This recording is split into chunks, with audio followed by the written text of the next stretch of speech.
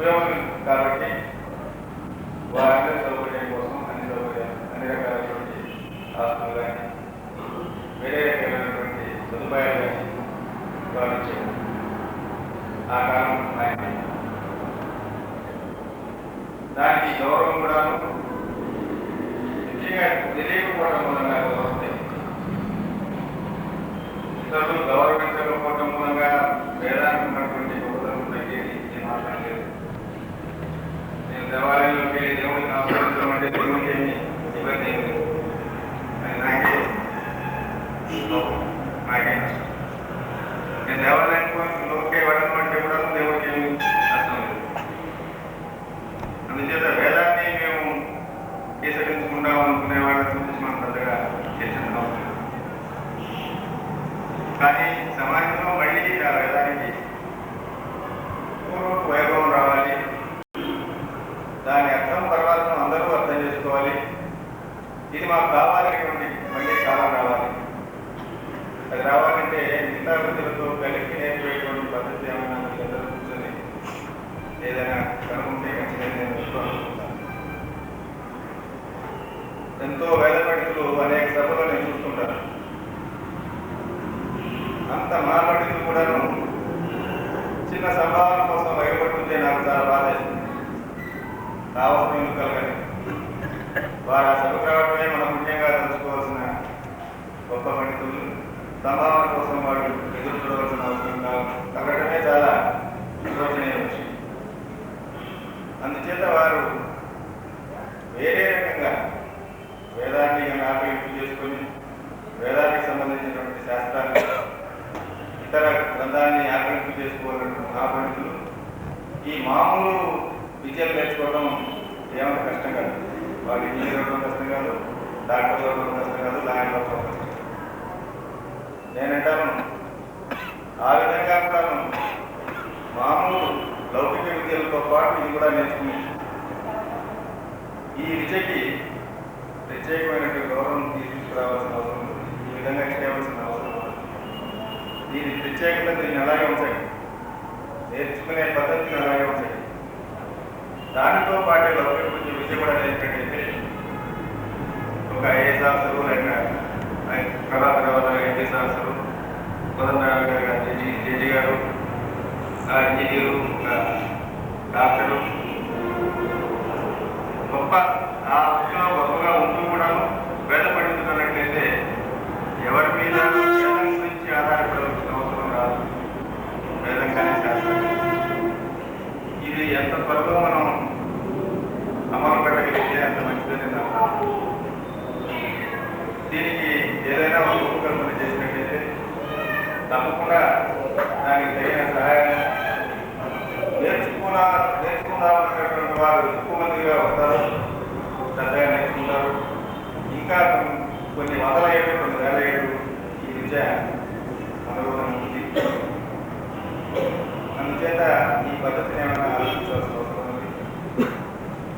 ఇక ఆర్థిక పరమైనటువంటి ఇబ్బందులు దీనిలో కొంత మనం కూడా ఈ వేద పరిషత్తులు వేదాన్ని నేర్పేటువంటి రకరకాల పాఠశాలలు ఎవరికి వారే ఇమాదిరే అని అనుకోకుండా దానికి ఒక పద్ధతి ఉన్నట్టయితే ఎవరెవరు వేద పరిషత్తు పెట్టుకోవడానికి ఏ వేద పరిషత్తు దానికి ఆర్థిక సహాయానికి అర్హులు, ఎవరు వేదాన్ని నేర్పేటువంటి పాఠశాలలు నడుపుతున్నారో అని ఏవైతే వేటికి అర్హులో ఈ అర్హతకు సంబంధించినటువంటి నియమాలు అవి కనుక ఒక క్రోడీకరించినట్లయితే తప్పకుండా తిరుపతి దేవస్థానం కానీ మిగతా దేవస్థానాలు కానీ వాటన్నిటికీ సహాయం చేయడానికి వాటిని సమర్థించడానికి అవకాశం ఉంది, అవసరం ఉంది. తప్పకుండా చేస్తారు. దీంట్లో సందేహం. ప్రతి ఒక్కరు వేరువేరుగా వెళ్ళి నాకు ఒకటి నాదేమి ఉన్నట్టయితే దాని మూలంగా విద్యకి కొంత మనకి కావాల్సిన సహాయం, కావాల్సినటువంటి అన్ని సంస్థల నుంచి కూడా సానుభూతి లభించకపోవచ్చు. ఇది నా సూచన. ఏ విధంగా ఇది బ్రహ్మశ్రీ గణపతి శాస్త్రి గారి పేరుతో వచ్చిన పరిస్థితులు కాబట్టి ఈ పరిస్థితుల్లో అలాంటి నిర్ణయం తీసుకొని ఆ నిర్ణయాన్ని అందరికీ బదులు చేసినట్లయితే దానికి తగినట్టుగా తప్పనిసరిగా దేవాలయాలు ఈ విద్యని సమర్థించడానికి సహాయం చేయడానికి దీన్ని వ్యాప్తి చేయడానికి కృషి చేయడానికి అన్ని రకాల ఏ రకమైనటువంటి చర్యలు తీసుకోవాలో తీసుకోవడం జరుగుతుందని నేను భావిస్తున్నాను. దీనిలో ఏమీ సందేహం పడవలసిన అవసరం లేదు. తిరుపతి దేవస్థానం వారితో నేను ఈ విషయం చర్చించాను. మందించి సరైన పద్ధతిలో కనుక సూచనలు ఏంటంటే సహాయం తప్పకుండా లభిస్తుంది. ఇంకొక విషయం చెప్పి నేను చూస్తాను. ఈ వేదానికి సంబంధించినటువంటి సంఘాలు కానివ్వండి, రాష్ట్రాలు కానివ్వండి, మరి షడ్దర్శనాలు ఎవరికి అందుబాటులో లేవు, అర్థమయ్యే ఇబ్బందులు లేవు. అందుచేత ఈ అర్థాన్ని కూడా వ్యాప్తి చేయడానికి అందరికీ అర్థమయ్యే ఏ రకంగా చేసి బాగానే కాకుండా పాత పుస్తకాలే వదిలిపెట్టడం కాకుండా అందరికీ అర్థమయ్యే రీతిలో ఏ విధంగా చేస్తే బాగుంటుంది, అర్థం విడమర్చి ఇది మనకు ఎంత అవసరమో తెలియజెప్తే ఎవరి వారే అవసరాన్ని గ్రహిస్తారు. అది తెలియక కొందరు గ్రహించట్లేదని అనుకుంటున్నాను. ఈ కార్యక్రమం కూడా చేపట్టాలని నేను ఈ పరిషత్తు పాల్గొన్నటువంటి మహాపండితులందరికీ విజ్ఞప్తి చేస్తున్నాను. నాకు ఈ అవకాశం ఇచ్చినటువంటి పరిషత్ అధ్యక్షులు కోదండరావు గారికి, ఇక్కడ చేసినటువంటి మహాపండితులందరికీ కూడా మరొకసారి నమస్కారం. అఖండానంద బోధాయ పూర్ణాయ పరమాత్మనే.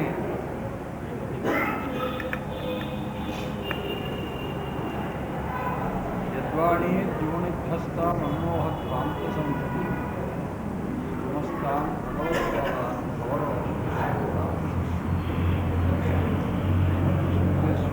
పురాణానామాలయ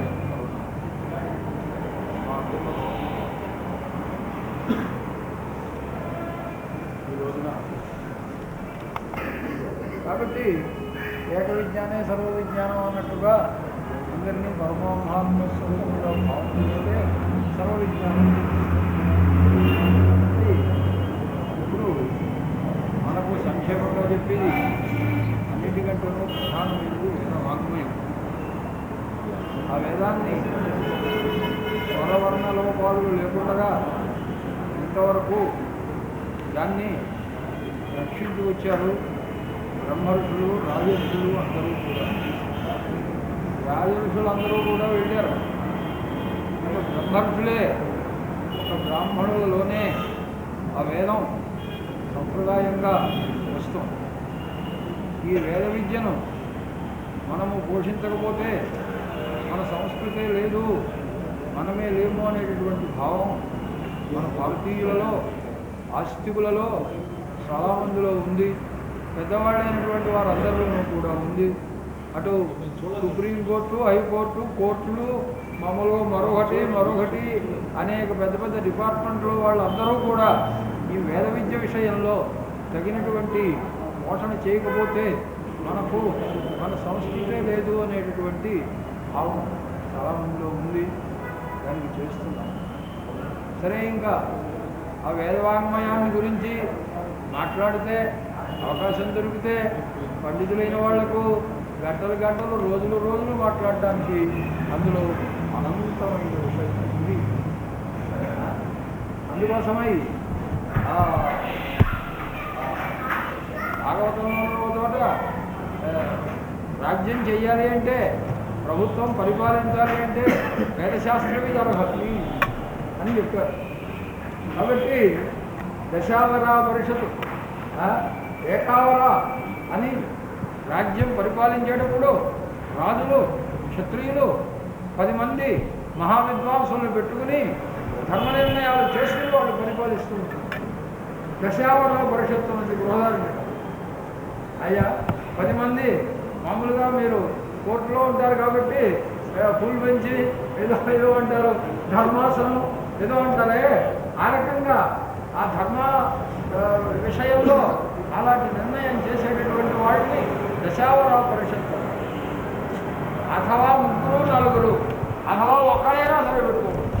ఆ ఒక్కడు ఎలాంటి వాడు కావాలంటే యాజ్ఞవల్క్య మహర్షి లాంటి వాడు, శంకరాచార్యులు వంటి వాడు కావచ్చు. అలాంటి వాడు ఒకరున్నా చాలు. ఆ వేదవాంగ్మయము అది బ్రాహ్మణుల చేతను రక్షింపబడుతూ ఉంటుంది అన్నారు. ఈ విషయం అంతా బ్రాహ్మణత్వ సిద్ధరక్షణే రక్షిత స్యాత్ సర్వధర్మ తదహీనత్వాస్మ వేదానాం అధ్యాత్మిక స్వామి వారు గీతాభాష్యంలో బ్రాహ్మణ్యం రక్షించినట్టే బ్రహ్మక్షత్రాత్మకం ఇదని జరుగుతూ అనగా బ్రాహ్మణుడు స్వధర్మానుష్ఠాన పరుడు కావాలి, క్షత్రియుడు అందరినీ స్వధర్మాన పరులుగా చెయ్యాలి. కాబట్టి అలాంటి వర్ణాశ్రమ వ్యవస్థ నిబద్ధపూర్వకంగా ఉండేటటువంటి ఈ భారతదేశంలో, ఈ పుణ్యభూమిలో మనకు ఈ వేదవాంగ్మయము బ్రాహ్మణులలోనే ఇప్పుడు చాలా వరకు ఇమిడి ఉంది. వాళ్ళే దీన్ని రక్షిస్తున్నారు. అలాంటి వేదవాంగ్మయానికి మూలం వేదాలు. వేదములు అనంతం. వేదము అంటే ఒక వేదం వాళ్ళు స్వస్తి చెబుతూ ఉండడం, వింటూ ఉండడం, ఏదో వారికి సంస్కారం చేస్తూ ఉండడం, వింటూ ఉండడం కాదు. ఆ వేదానికి అర్థం ఉంది, అర్థ నిర్ణయం కావాలి. అర్థం లేని శబ్దం లేదు. ఔత్పత్తిక సుశబ్దస్యార్థే అని శబ్దానికి సంబంధం నిత్యం. అందుకనే వాగర్థావివ సంవృత్తౌ వాగర్థ ప్రతిపత్తయే జగత పితరౌ ముందే పార్వతీ పరమేశ్వరవు అని బాగా ఆ కాళిదాసు గారు ఎంత నిర్ణయాన్ని శ్లోకంలో చెప్పారే. కాబట్టి శివశక్త్యాత్మకమైన జగత్తు ఎలాంటిదో వాగర్థాత్మకమైన జగత్తు అలాంటిది. అలాంటి అర్థం ఉండాలి. అర్థం లేని శబ్దం లేదు. అర్థం అనేది అందుకోసం ఉపాంగములు అని వేదానికి ఒక మహారాజు గారు వస్తున్నారు అంటే సపరివారో రాజా ఆగచ్చతి. ఒక పెద్ద అధికారి వస్తున్నాడు అంటే పరివారంతో కూడా వచ్చినట్టే దానికి లెక్క. పరివారం లేకుండా ఆయన ఎందుకు వస్తాడు?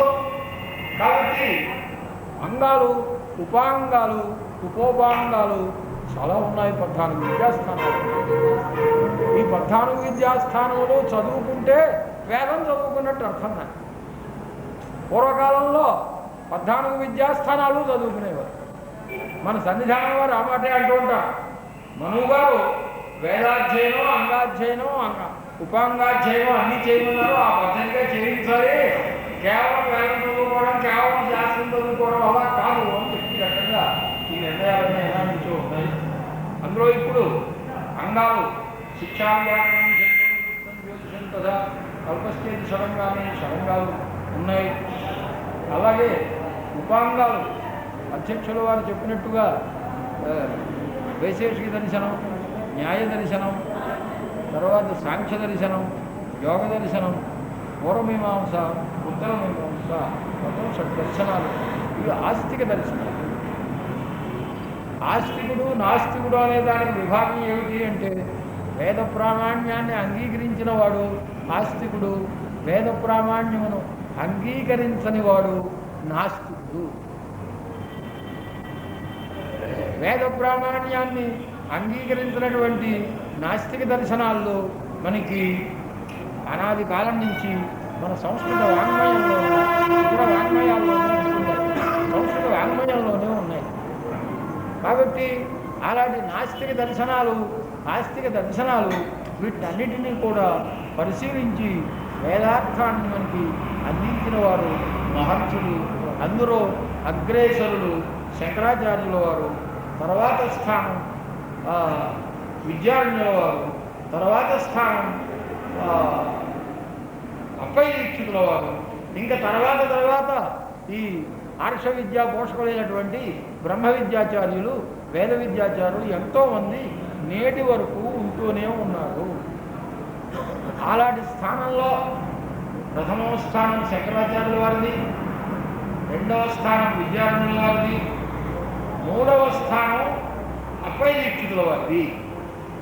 ఇంకా తర్వాత వారు మధుసూదన సరస్వతి, బ్రహ్మానంద సరస్వతి, సంఖ్యాచార్యులు, తర్వాత భట్టపాదులు, ఇంకా ఎంతోమంది ఈ వేదవాంగ్మయం రక్షించడం. వీళ్ళు రక్షించడం కోసం వచ్చారు కానీ భక్షించడం కోసం కాదు. అందులో నాస్తిక షడ్దర్శనాలని కూడా విమర్శ చేసి విదిలేశారు. విమర్శ చేసి విదిలేయడం కోసమే నాస్తిక దర్శనాన్ని మనం పరిశీలించాలి. లేకపోతే ఆస్తిక నాస్తిక విభాగం అనేది మనకి తెలియకపోతే ఏమిటి ఆస్తికమో ఏమిటి నాస్తికమో మనకి తెలియదు.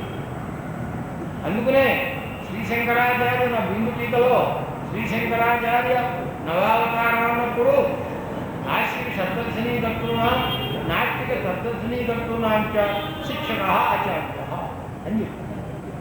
భగవత్పాదులు కూడా సూత్రభాష్య గ్రంథంలో దర్శనాలన్నింటినీ కూడా బాగా పరిశీలించి బాగా నిర్ధారణ చేసి అద్వైత దర్శనానికి దానికి అగ్రస్థానాన్ని ఇచ్చి దాన్ని పోషించినటువంటి